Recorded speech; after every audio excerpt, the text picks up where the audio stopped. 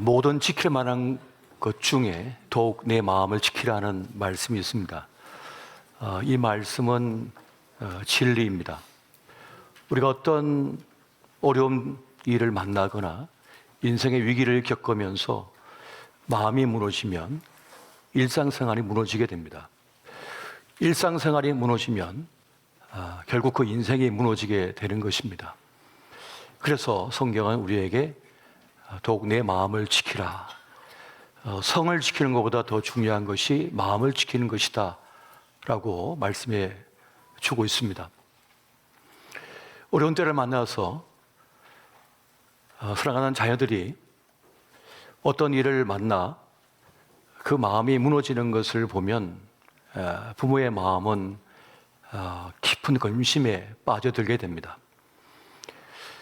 나는 못 먹어도 못 입어도 내 자녀만큼은 힘있게 달려가고 살아가는 모습을 보면 그렇게 든든하고 대견하고 힘이 솟지만은 나는 그런 대로 잘 살았고 괜찮게 살았는데 내 자녀가 힘겨운 때를 만나서 신음하고 있으면 밥 먹어도 밥 먹는 게 아니고 잠을 자도 잠자는 것이 아닌 것이 됩니다.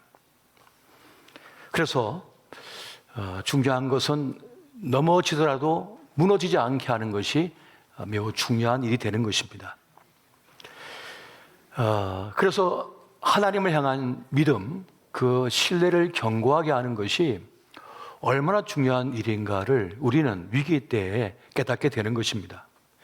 믿는다는 것은 낙심하지 않는 것이다라는 말이 있습니다. 우리가 진정으로 믿게 되면 낙심을 이겨버리게 되는 거죠. 그래서 무너지지 않는다는 것입니다. 오늘 본문에 등장하는 이삭은 큰 위기를 만났지만 무너지지 않는 신앙의 모습을 보여주고 있습니다. 오늘 본문의 말씀을 통해서 그 모습이 어떠한 것인지 무너지지 않는 이유에 대해서 함께 살펴보고자 합니다. 이삭은 하나님의 명에 따라서 그랄 지역에 이제 거류를 하게 됩니다. 또 그 가운데서 통치자인 아비멜렉의 보호 아래 안정적인 생활을 누리게 됩니다. 하지만 성실하고 부지런하고 또 하나님의 축복을 받은 이삭은 큰 부자가 됩니다. 부자가 되면서 그 성공에 도리어 어려움을 가져다 줍니다. 나그네가 외지인이 큰 성공을 거두는 그 모습을 보면서 토착민들이 그 원주민들의 마음이 상하게 되었습니다. 그래서 그들은 이삭의 우물을, 그 아버지 때부터 사용하던 우물을 돌과 흙을 부어가지고 메꿔버립니다. 자기들 땅을 떠나라고 하는 일종의 좀 경고를 하고 있는 것입니다. 사실 우물은, 이 물이라고 하는 것은 농사를 짓는 사람들, 또 양떼와 소떼를 키우는 이 유목민들에게는 정말 중요한 생명의 젖줄이죠. 그런데 그들은 그런 행동을 하고 있는 겁니다.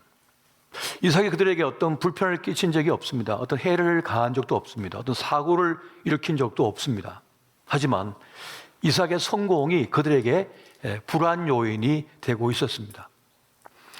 아비멜렉도 이러한 상황을 살펴보면서 더 이상 이삭을 보호해 줄 수 없다는 것을 알고는 이 그랄 도심을 떠나라고 명령을 내립니다.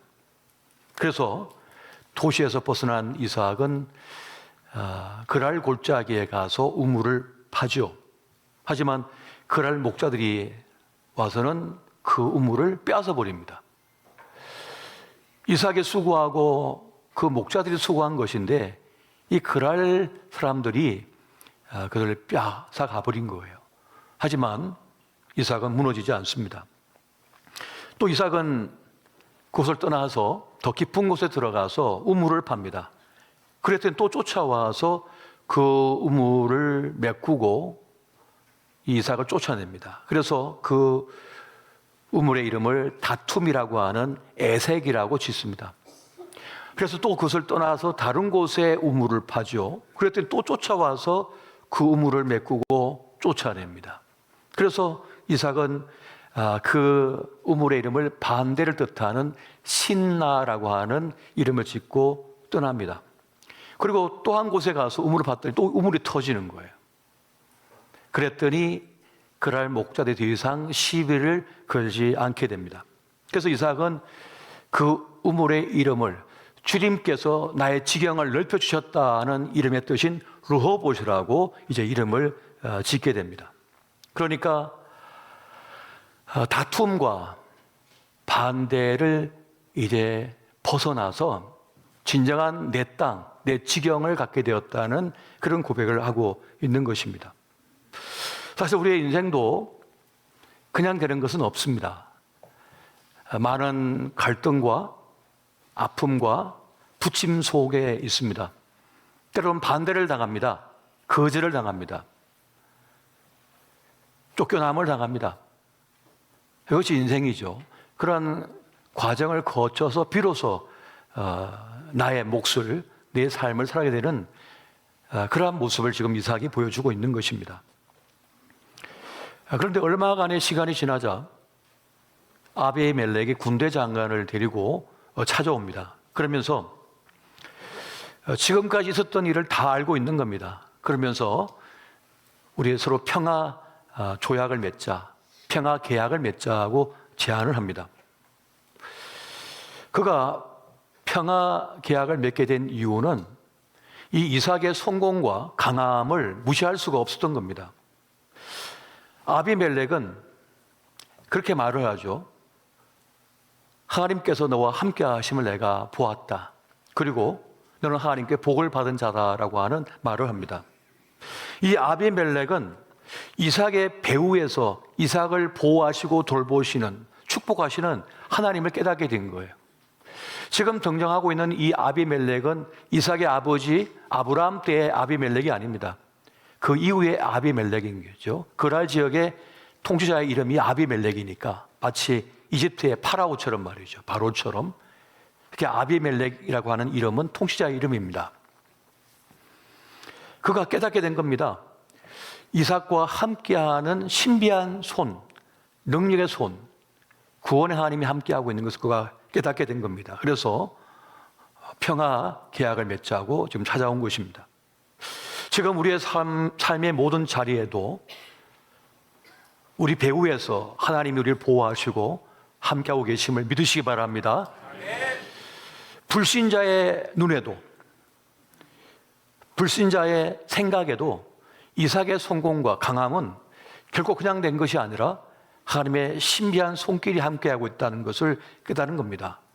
다른 사람보다 100배나 얻었다고 하지 않습니까? 100배의 성공을 거두는 모습은 이건 불가사의한 일인데 이것은 하나님이라고 하는 신이 함께한다는 것을 그가 깨닫게 된 것입니다. 이삭은 그의 여정 속에서 특별히 억울한 일을 당했습니다. 자기가 판 우물을 뺏겼어요. 이 얼마나 억울한 일입니까? 많은 사람들이 억울함 때문에 무너집니다. 나 열심히 살았다. 나 충성을 다했다. 그 나에게 이럴 수 있느냐? 그 억울한 감정 때문에 사람들이 부서집니다. 마음이. 그래서 인생이 무너지는 거예요. 그리고 많은 사람들이 두려움 때문에 무너집니다. 지금 그랄 목자들이 계속해서 위협을 하죠. 위협을 합니다. 우물을 메꿉니다. 우물을 빼앗아버립니다. 쫓아냅니다. 얼마나 두려웠을까요? 공포 속에 밤잠을 제대로 이루었을까요? 많은 이들이 두려움 때문에 무너집니다. 열심히 살았지만은 두려움 때문에, 공포 때문에 무너집니다. 열심히 안 산 사람이 어디 있습니까? 땀 안 흘리는 사람이 어디 있습니까? 뼈가 부서지라고 다 열심히 살잖아요. 그런데도 보장이 되지 않는 거예요. 그래도 안심이 되지 않는 거예요. 장담을 못 하는 거죠. 그래서 많은 이들이 두려움과 불안과 공포 때문에 무너지는 겁니다. 하지만 이삭은 무너지지 않았어요. 혈혈단신, 아무도 없는 그 땅에 갔음에도 불구하고 이삭은 무너지지가 않습니다. 왜냐? 그런 하나님을 진정으로 신뢰하는 믿음의 사람이었기 때문인 것입니다. 여러분, 신앙의 연륜이 깊어지면요, 믿음도 깊어져야 되는 겁니다. 더 단단한 믿음의 사람이 되어야 하는 거예요. 여러분, 전에는 단단한 음식을 못 먹었지만은 이제는 단단한 음식을 먹을 수 있는 그런 믿음의 사람이 되어야 하는 것입니다. 고린도후서 4장 16절에 보니까 이런 말씀이 있습니다. 그러므로 우리가 낙심하지 아니하노니 우리의 겉사람은 낡아지나 우리의 속사람은 날로 새로워지도다. 우리의 겉모습은 낡아질 수 있죠. 나이가 들면서. 하지만 우리의 속사람은, 우리의 내면은 더 단단해져야 된다는 거예요. 무엇 때문에? 믿음 때문에. 하나님을 신뢰하는 믿음 때문에 더 깊은 믿음을 가진 거죠. 마치 배가 그 닷을 바다 깊숙이 내리고 있습니다. 우리의 신앙의 닷, 믿음의 닷을 주님께 깊이 내리고 있는 사람은 큰 거센 바람이 불고 풍랑이 일어도 그 배가 흔들릴지언정 침몰하지 않아요.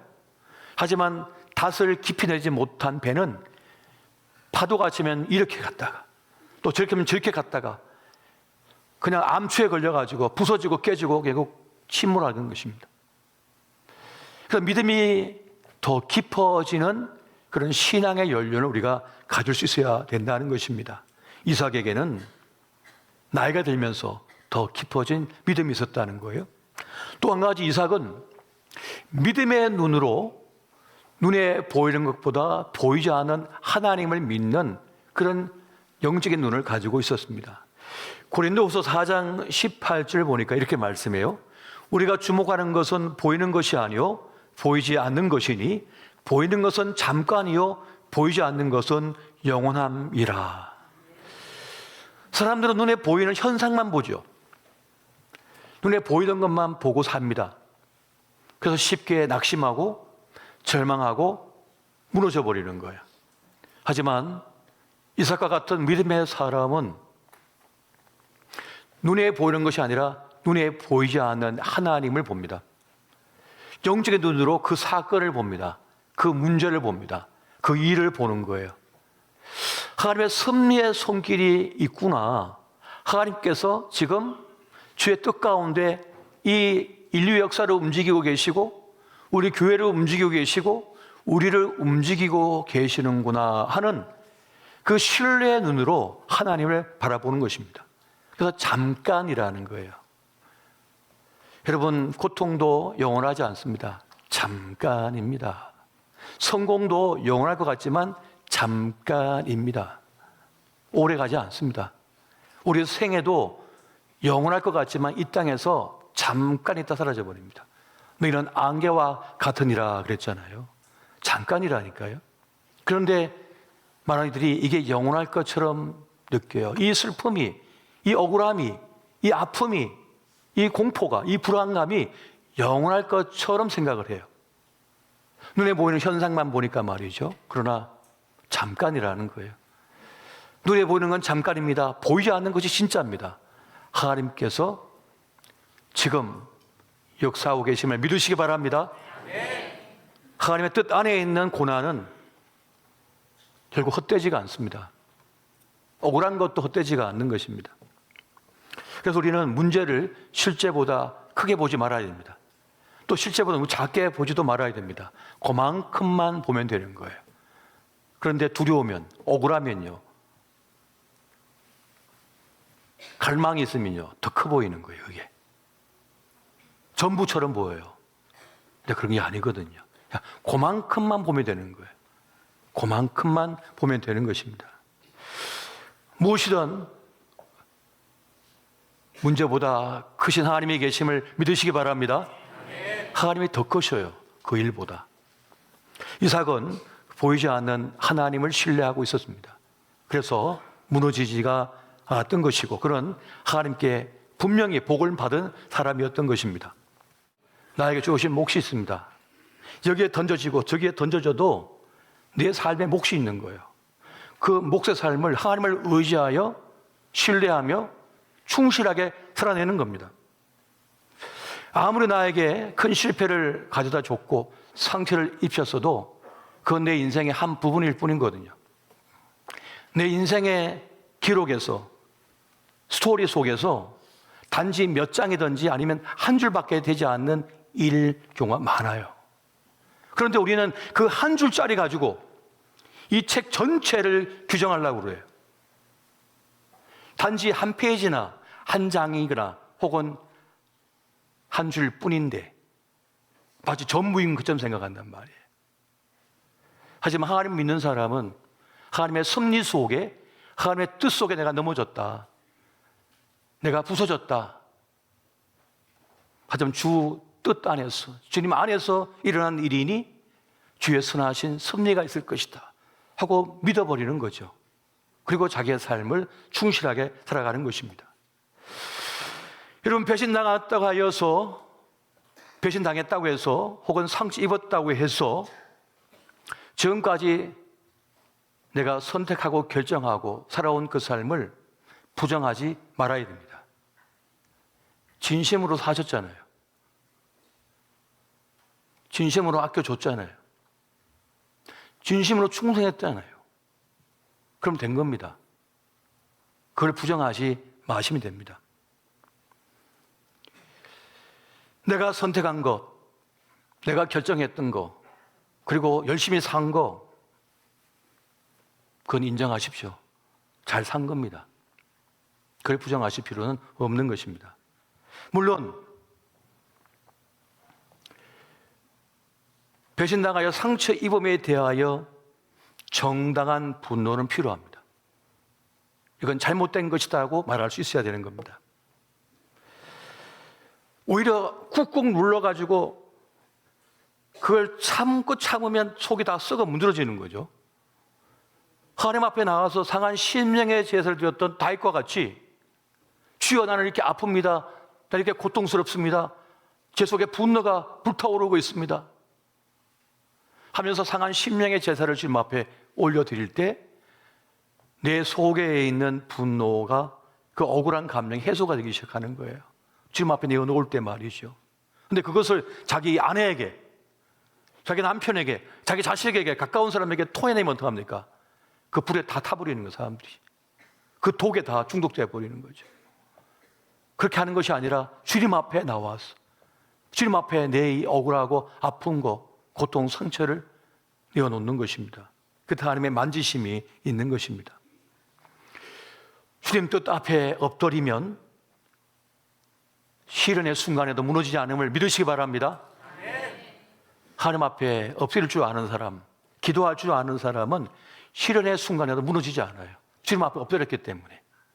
그걸 견딜 수가 있는 것입니다. 이것조차도 주님의 뜻이라면 내가 수용하겠나이다. 욥과 같이. 욥도 처음에는 why, 왜 나에게 이러한 고난이 왔습니까? 물었지만은 나중에 주의 뜻을 알고는 수용을 하는 장면을 봅니다. 이것 또한 하나님의 선하신 뜻대로 될 것이다. 이것 또한 주의 뜻대로 될 것이다. 주님 인도하심이 있을 것이다. 그래서 믿음의 사람은 지금 캄캄하거든요. 아무것도 보이지 않는 거예요. 하지만 주님의 인도하시는 그 빛을 또 쫓아서 한 걸음 또 한 걸음 나아갑니다. 이삭은 억울함과 두려움과 불안함 속에서, 분노 속에서 캄캄하지만은 주님께서 뭐라 했습니까? 이곳에 거주하라 하셨잖아요. 그래서 그랄 땅을 안 떠난 겁니다. 내가 이런 꼴 못 봐, 내가 뭐가 없지 뭐가 없어 하면서 그냥 떠나버릴 수 있는 거 아닙니까? 그런데 이 그랄 땅을 안 떠나잖아요. 왜? 주님께서 떠나지 말라 하셨으니까, 거주하라고 했으니까, 명할 때까지 있으라고 했으니까. 캄캄한 어둠 속에 있었지만은 주님과 함께 한 걸음 또 한 걸음 걸어갔던 거예요. 근데 그 가정 속에서 그는 더 강해지고 더 큰 부자가 되고 더 큰 영향력의 사람이 되었던 것입니다. 그렇게 주님 뜻 앞에 엎드릴 줄 아는 사람은 쉽사리 무너지지 않습니다. 자기를 지켜낼 수가 있는 거예요. 그런 말이 있습니다. 자의식이 높은 사람일수록 인생이 괴롭대요. 자기의식이 강한 사람일수록 환경이나 자신의 처한 그 상황에 민감하게 반응을 보인다는 거예요. 왜 나를 이 자리에 앉혀? 왜 나에게 이런 숟가락을 줘? 왜 나에게 물을 먼저 안 줘? 이 자의식이 강한 거예요. 자기를 인정해 달라는 거죠. 물론 자신을 존귀하게 여기는 것은 귀한 일입니다만은 너무 자의식이 강하면 사는 게 힘들어요. 사실은 힘듭니다.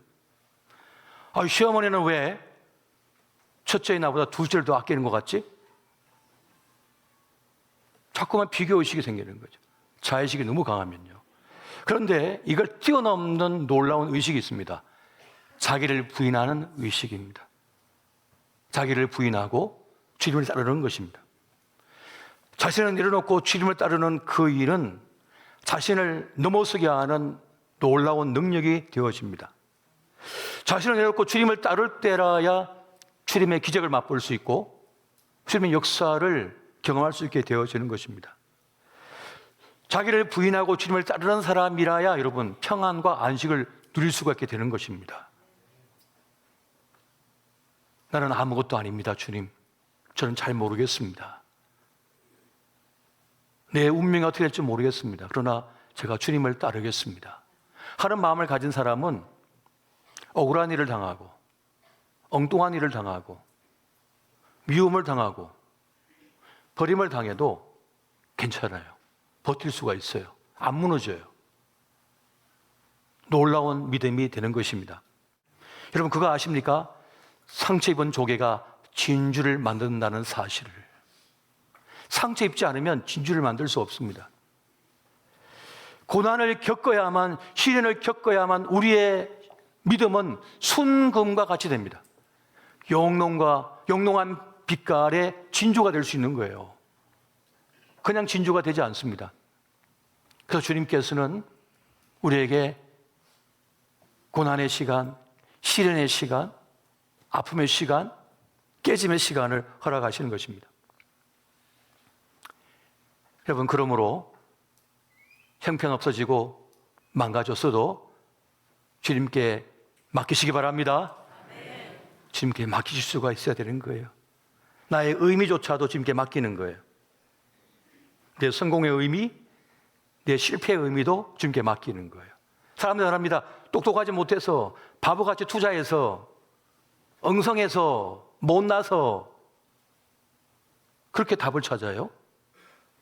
그런데 그 실패의 의미조차도 주님께 맡기는 겁니다.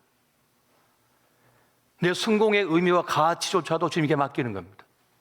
내가 똑똑해서 난 능력이 많아서 그럼 교만해지죠. 그게 아니라 그 성공의 의미와 가치조차도 주님께 맡겨버리는 거예요. 맡겨버리는 것입니다. 배신당함도 그 의미와 가치조차도 주님께 맡겨버리는 거예요. 주님께 내어드리는 것입니다. 그래야만 버틸 수가 있고 살아낼 수가 있는 겁니다. 안식을 누릴 수가 있는 겁니다. 안 그러면 계속하여서 내가 바보 같아서 멍청해서 나는 너무 무식해서 내가 못나서 당한 거야. 자기 자체가 다가 혈압만 올라갑니다. 심장만 나빠지는 거예요. 그래서 얼마나 많은 사람들이 무너지고 부서지는 겁니까? 인생이. 하나님 믿지 않은 사람은 의지할 데가 없어서 그런 겁니다. 모르면 그냥 모른다고 하십시오. 주님께. 주여 저는 모르겠습니다. 그러나 주님께서 하시니 주의 선하신 섭리 속에 이끌어 주십시오 하고 충성되게 충실히 오늘 나에게 맡겨진 시간을 살아내는 겁니다. 한 걸음 또 한 걸음. 내가 아껴줄 사람이 있으면 아껴주고, 내가 기도해줄 사람이 있으면 기도해주고, 내가 사랑을 베풀 만한 사람이 있으면 사랑을 베풀어주면서 내 삶을 충실하게 아름답게 살아내면 되는 것입니다. 그리하면 모든 지각에 뛰어난 하나님의 평강이 그리스도 예수 안에서 너의 마음과 생각을 지키시리라. 주의 평강이 나에게 임한대요. 만지심이 있다는 거예요. 대저인은 7번 넘어질지라도 다시 일어나는 이와 악이란 재앙으로 말미암아 엎드러지느니라. 7번 넘어질지라도 다시 일어난다는 말은 무슨 뜻입니까? 넘어질지언정 무너지지는 않는다는 말을 하고 있는 겁니다. 넘어질 수 있죠. 그러나 무너지지는 말아야 된다는 것입니다. 근데 믿음의 사람은 무너지지 않습니다. 사순절 순례의 여정의 길을 걷고 있습니다. 예수를 깊이 생각하라고 하는 주제로 사순절이 진행되고 있습니다. 여러분, 어떠한 일을 만났든지, 언제 어떤 문제 속에 있든지, 어떤 아픔 속에 있든지, 여러분, 예수를 깊이 생각하시기 바랍니다. 우리를 위로하시고 구원하시는 부활의 주님, 그 구원의 주님께서 우리를 돌보고 계십니다. 이 은혜가 함께 하시기를 예수 이름으로 축원드립니다.